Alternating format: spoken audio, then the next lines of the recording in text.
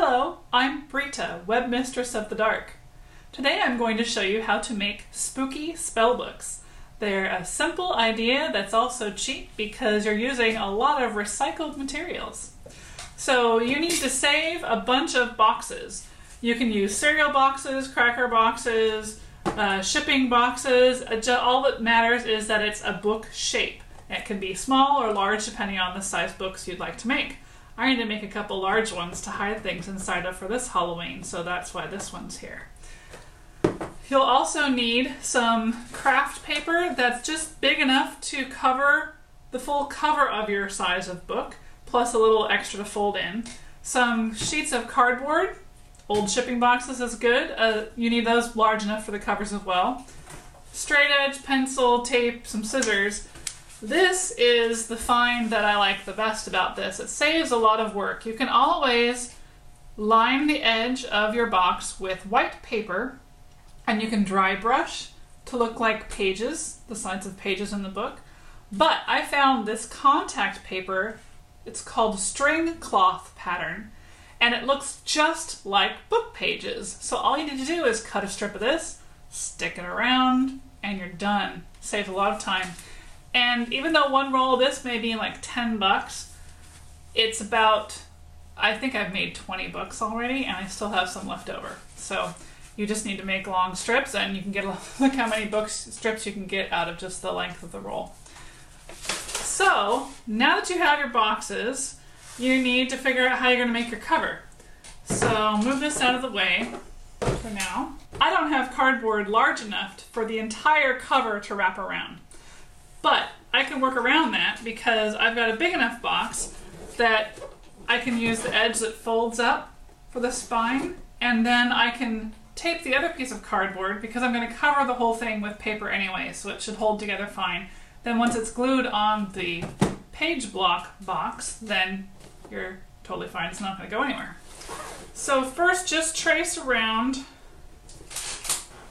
your box to make sure you know the actual edges where you're aiming for, including on the spine here. Okay, so now that we have that, get our box out of the way for now. Now you need to make sure that the cover extends out past the page block, just like a book cover would. So you can just eyeball that, make it consistent. Now you want to make sure that goes all the way the same length of the top of the book as well as the top of the spine. Same with the bottom of the book and bottom of the spine. Then those are usually centered on the book. So I'm just going to go eyeball it. That looks probably good. I like that. So I'm going to mark that for sure. Now I'm just going to eyeball it on the other side too. It's close enough. It's good enough.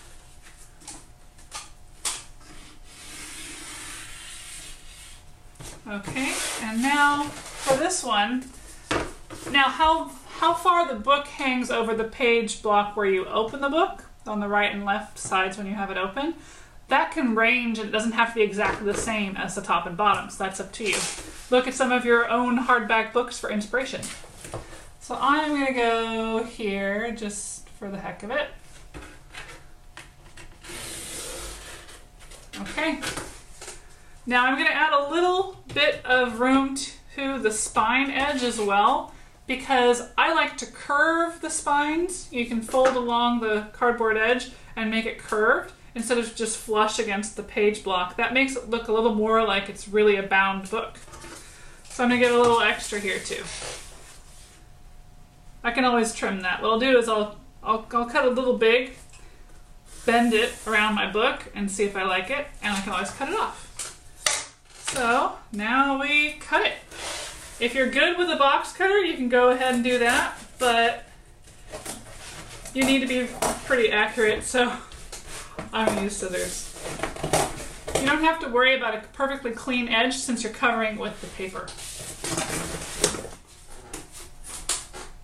Never know what I might use the scraps for. Getting too far and start munching, comes to the other side. There, okay, so scraps over there. Now we have one piece of our cover. Now, make sure it fits. Make sure it looks like I like with the space around the edges. I think I like that. If you notice, I'm using this part of the box for the spine because it's the weakest part. This lid part is actually more stable, so that will work as a better solid page edge. So I'm going to try and bend this first to see how far I have to cut it off before I do the other side of the cover. So I'm going to use my handy edge right here. I'm just going to bend it. Since this is cross-grained to the corrugated, it's a little trickier. If you can do it along the grain, it'll be your friend instead. But there, we've got a nice little edge. And I think put another one here. And one more.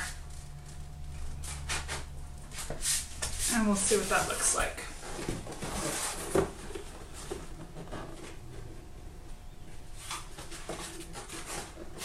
I think I kind of like that.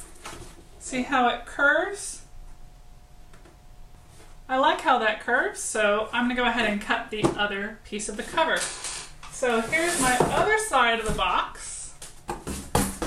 And of the shipping box for my cardboard sheet. Now I'm going to trace around the edge but without the spine. So, since the biggest chunk I have that doesn't have a fold in it is in here, I'm going to actually have to cut along the crease to find my bigger chunk of cardboard, and then I will have my other piece of the cover.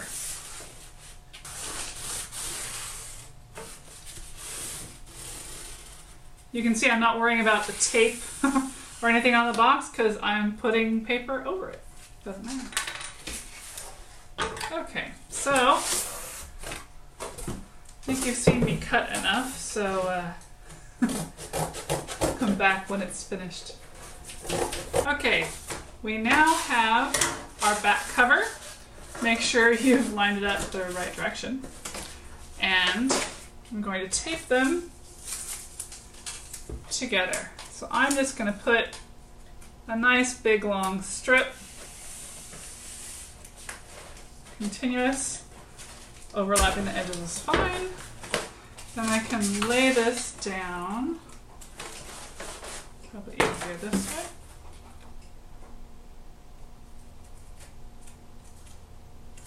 And I'm going to make a hinge.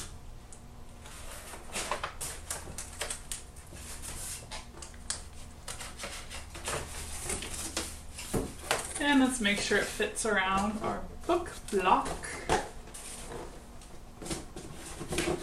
There we go. And when we actually glue this down, you'll see that right now it's kind of popping up because the strength of the cardboard wants to press against that. But once you actually have the book block glued to the cover, then you'll have this nice poofy spine. Okay, now we can cover the cover with some paper. So have your tape ready again. Take out your paper. And since I'm painting this, I don't even care what color the paper is. I just have good butcher paper, and actually one side of this is shinier than the other, so I'm actually going to use the shiny side in so I don't end up with as shiny a book. Okay, so now just fold it in. I fold long sides in first. Fold it nice and flush over your cardboard. Make sure that's still tight and fold the other one in.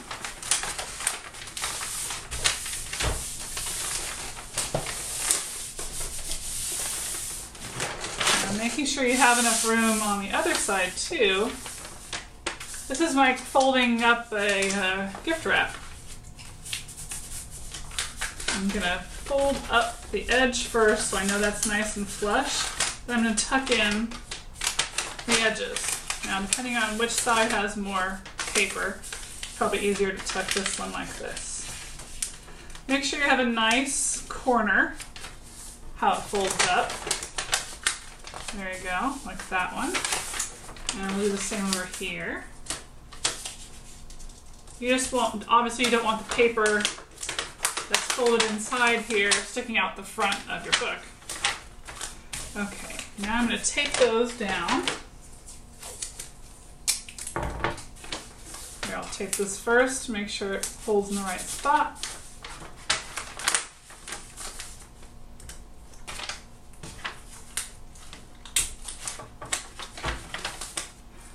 I'm going to make sure there's no tape that might show where your book block edge is, because you want that to look like a book, not some paper that's taped together. Okay, now I'm going to do the other side. Probably tape some of these down along the way. And I don't have any normal masking tape. I only have the blue tape around, but it's that not as tacky for painting. If you're going to use masking tape, I would use the normal stuff that actually will stick better for you over time. However, if you actually glue the whole book block around the edges for when you're gluing it, it won't be as big a deal because it'll all be hidden inside where you've glued it to the book block. That's why I'm also not worried that some of these are ripped edges here. They'll be all tucked inside. Okay, so this side, same thing. Fold the edge up first, and we'll tuck in the corners. Okay. Put it around your book block again. And it's already starting to look like a book. Not too bad. If you want a pale green one, you could leave it like that, but I would rather have a darker colored book. So I'm going to spray paint the cover. You could use normal paint if you like. I like the spray paint because I can kind of do an airbrush effect, and so it doesn't have to be solid color. It could be varying degrees of color, so that helps it look a little more aged. So I'm going to go spray paint some book covers and I'll be back. While we're waiting for the spray paint to dry in the nicely ventilated outside, let's take care of the pages. So here I have the string cloth contact paper rolled out. You can see I've already been cutting lots of page strips out of this roll. It nicely has a grid on the back, so you can cut straight lines nice and easily. So what you want to do is make sure you have enough to go around your box. And now really, you only need as much as will cover the front three sides, so I should put it to the front. But you probably want to make it go at least far back into the spine, so if anyone's looking in the side, they can see that it's pages and not a box.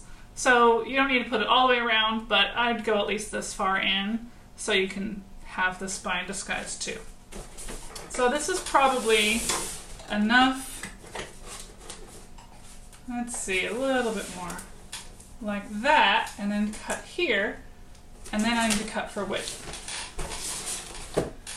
So I'll mark it here, and then how wide?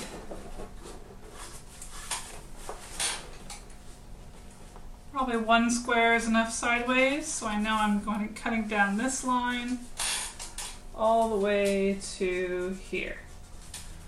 Okay. Now to cut. I really do like this grid over here. You know which line to cut on. Okay. Then cut it. Okay, there's our strip. We can roll the rest up out of the way for our next books. Now, so one more note about the box. So if you have your weak area that stays together on the spine, you're fine. As long as your top and bottom ends are stable. The flap end is what you might have to worry about. Now this one has a nice little tuck in, double tuck, right? It tucks the lid in and then it locks the lid.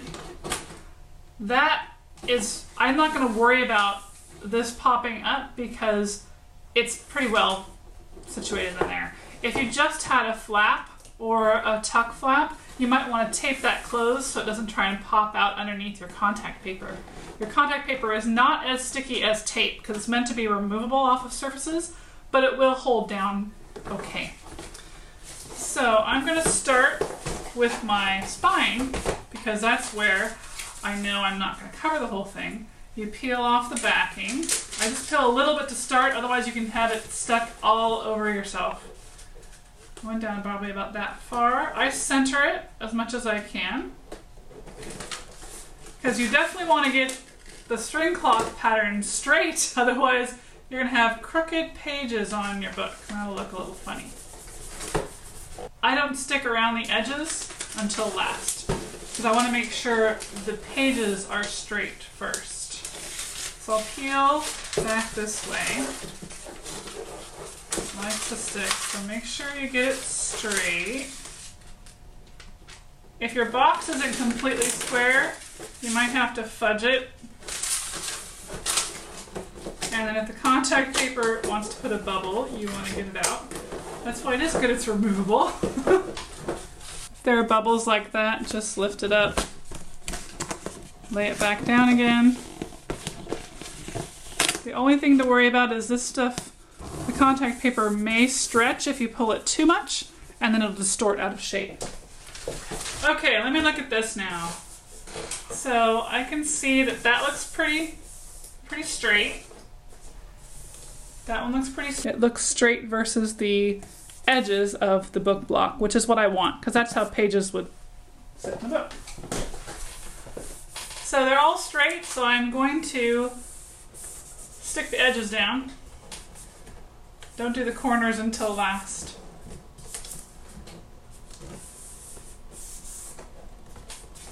Okay, and then the corners, you just want to fold them neatly so that you don't see any of that sticking out where your cover is going to attach. Okay, if there's any more bubbles, smooth them out. It looks good. Now we not only have one book block, but two book blocks ready for their covers. So let's check the spray paint. Here you can see that the spray paint has dried nicely.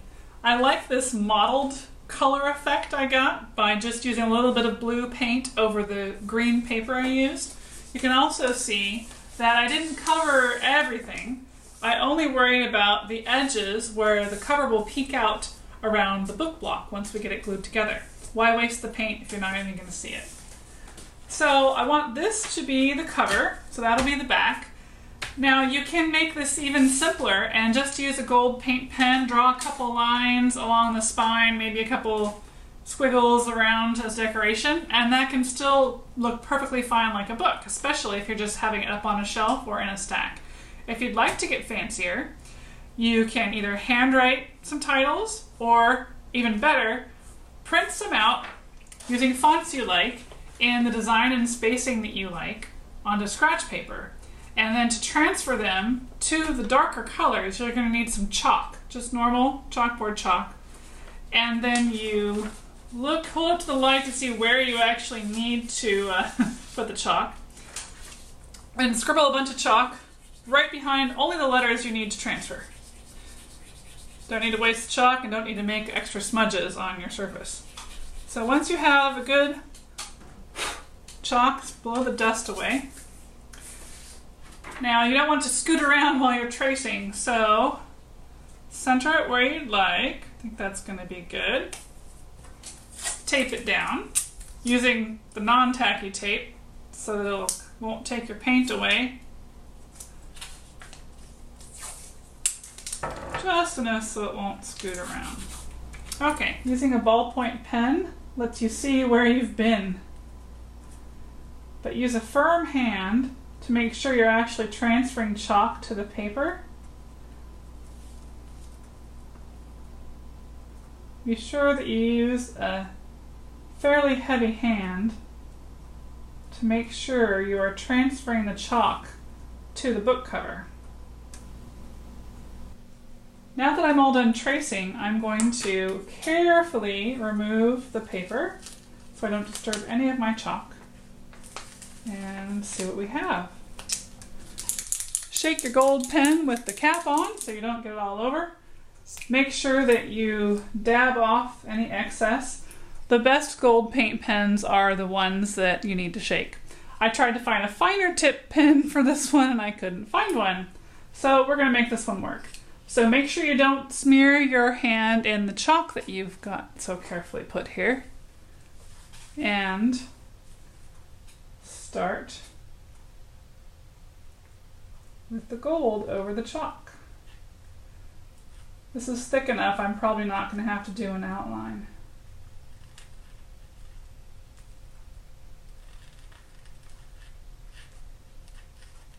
But I can still get the style. And I'm going to actually add a little extra. I like my Y tails coming out a little more. It does help if you've had some calligraphy practice over your life. But there, look, it's shining nicely already. Okay, I'm going to go ahead and finish this and then show you what it looks like when I'm done.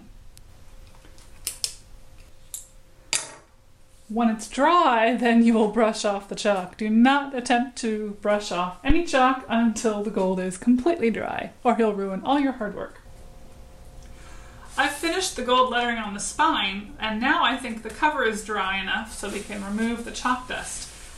To double check, take your finger directly down and just tap to see if any gold is still sticky. As long as you press straight down and lift straight up, then you shouldn't smear anything if it is still wet. If we're actually good everywhere, even the most recent I drew, that's good. Okay, so just take a paper towel, because your finger doesn't work as well, and gently brush, rub if you need to, all the chalk dust away. Most of the chalk that was ground in with a ballpoint pen should be underneath your gold, so you won't see that anyway. So there, we have that off. Now, you can go ahead right now and glue this on your book block if you'd like a well-kept book that's been on a shelf in a good environment for years, or it's a fairly new book, depending on what your environment is. You may have new books like this on your shelves.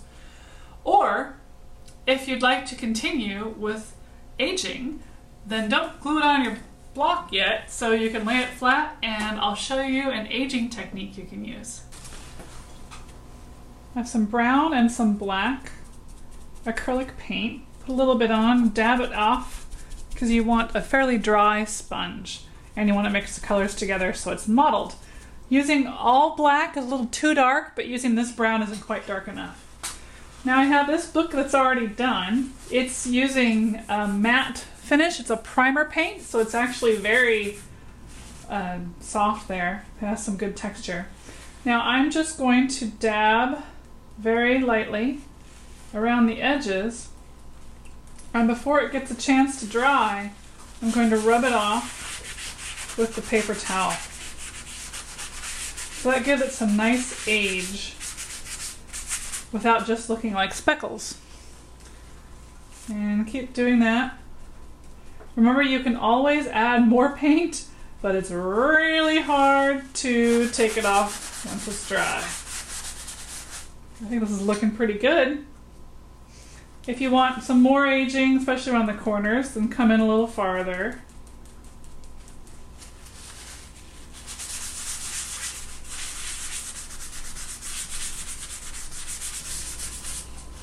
If you want a little more over the whole entire effect, just have a really light hand with it. And if you swirl it, it gives too much of a line, because then the sponge acts like a paintbrush more than a sponge. You want to use random motions, obviously, because aging isn't the most even thing that happens. Entropy doesn't work like that. So just keep on going until you like how it looks. Now we're ready to assemble our book. I like using hot glue. It's quick and easy and pretty cheap. Over a few years of storage and heat in the summer, you might find some of them pop off, but they're really easy to repair that way as well. I also like hot glue because it's an instant seal, and you need that to hold so your spine curves while you have the covers on. So I'm going to put the bottom on first, and I'm just going to use a couple dots here and there. The most important part is along the spine, so I'll just do along the spine here. Probably better if I actually put it on the book block. So squirt, squirt, squirt, squirt, squirt. Now make sure you aim it along the spine where you wanted it and as evenly as you wanted it on the cover. Hold it there until it's good and stuck. That's pretty good. Now I'm going to aim this to make sure I know where it should be. Okay, so there I've got the spine curved pretty well, the way I like it. So now I'm going to glue it down. Same thing along the spine first. Work quickly, remember, or your glue might set before, oh, like I run out. Then close it, line it up so it's like the bottom cover. Hold it down. And there you have a spooky spellbook. Now that we've finished assembly by gluing all the book blocks inside the covers, here you have a sampling of spooky spellbooks. You can see that we aged these two, and we left the bottom one here well cared for. Whether that's old or new is up to you. You can either stack them like we had, or you can stand them up on a shelf. They look great from any angle, so whichever way you put them, they look like books, but they're nice and lightweight, as you can see. You can also hide things inside them if that's what you need to do. Now you know how to make your own for your own decorations. I hope you've enjoyed watching today. For more projects like this, you can buy my book, Enhanced Eerie Elegance, at eerieelegance.com. I hope you have a fabulous Halloween and happy haunting!